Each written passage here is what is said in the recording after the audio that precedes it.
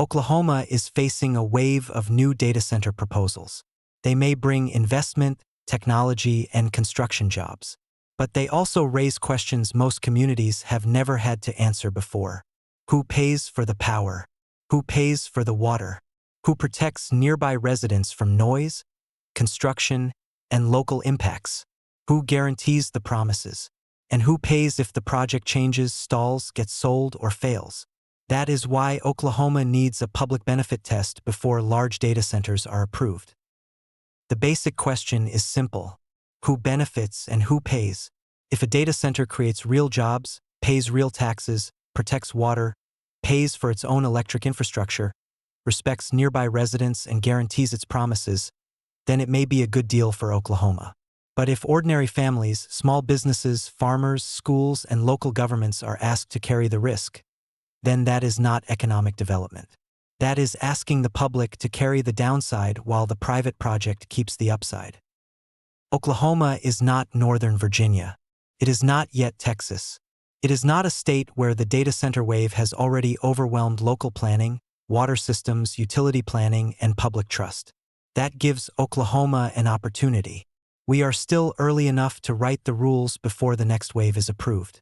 The question is whether state and local officials will ask the hard questions now, or wait until the public is already locked into costs it did not understand. The first question is electricity. Large data centers can use enormous amounts of power. That can require new generation, new transmission lines, new substations, new interconnection facilities, and new reliability upgrades. Oklahoma passed HB 2992 to protect ordinary ratepayers from these costs. That was a good start, but the details matter. If a data center creates the need for new electric infrastructure, the data center should pay for it, not the family trying to pay a summer electric bill. Natural gas will remain important for reliability, but gas-fired power comes with a risk that wind and solar do not have. A gas plant has to keep buying fuel year after year, and natural gas prices can move sharply. They were high in the mid-2000s, fell after the shale boom, dropped very low in 2020, spiked again in 2022, and then moved again as demand changed. That does not mean Oklahoma should reject natural gas. It means Oklahoma should not pretend gas-fired power has a fixed long-term cost. So the question should not be gas versus renewables as a political slogan. The question should be, what mix gives Oklahoma reliable power at the lowest cost, with the least fuel price risk, while making the data center pay its own way? The second question is water. Data centers can use different cooling systems, and those choices matter. Some use more water. Some use more electricity. Some can use recycled water or non-potable water. Some may be able to reduce water use with better cooling technology. Before approval, local officials should know the annual water use, the peak summer demand, the water source, the drought plan, and who pays for any water or wastewater infrastructure. A project that looks manageable in a wet year may look very different during a drought. The third question is what nearby residents will actually experience. Data centers are often described as clean, modern facilities. But they are not just quiet warehouses full of computers. They can bring constant cooling noise, transformers, substations, backup generators, construction traffic, road damage, lighting, stormwater issues, and years of construction disruption. That does not mean every project should be rejected. It means every project should prove in public that nearby residents will be protected. Noise is not a small issue. A low mechanical hum that continues all night can be very different from a short burst of noise during the day. That is why local officials should require independent noise studies before approval. Those studies should measure the expected impact at nearby homes, schools, churches, farms, and rural residences.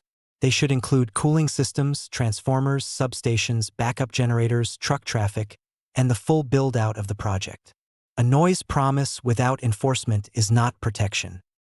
The fourth question may be the most important. A famous tech company name is not the same thing as a public guarantee. Many large data centers are financed through special purpose entities, joint ventures, leasebacks, project-level debt, private credit funds, and landlord companies. That may be normal for Wall Street, But Oklahoma needs to know who stands behind the promises. Is it the major technology company? Is it a developer? Is it a landlord entity? Is it a thin, limited liability company? Or is there a real parent company guarantee, letter of credit, bond, collateral, or take-or-pay contract? HB 2992 says large data centers should pay for the electric costs they create. That is the right principle. But a principle is not the same thing as financial security. A tariff is not enough if the customer behind the tariff cannot pay. An exit fee is not enough if it is too small. A contract is not enough if the signer has limited assets. A famous company name is not enough if the famous company is not the guarantor. The law can say cost causation all day long, but if the cost-causing entity cannot pay, the public still has a problem. So Oklahoma needs a public benefit test before large data centers are approved. Who pays for the power? Who pays for the water? Who protects nearby residents from noise and local impacts? Who guarantees the promises? Who pays if the project is delayed, downsized, sold, abandoned, restructured, or fails? If those questions can be answered clearly, publicly, and backed by enforceable commitments, then Oklahoma can consider whether the project is a good deal. If those questions cannot be answered, the project is not ready for approval. Oklahoma does not have to choose between technology and accountability. It can welcome data centers and still protect ratepayers. It can support AI investment and still protect water. It can create construction jobs and still protect nearby residents. It can work with major companies and still require real guarantees. That is not anti-growth. That is how serious states protect their citizens. Data centers may be good for Oklahoma, but only if they pass a public benefit test. Read the full 5-part series at wlangdon.substack.com.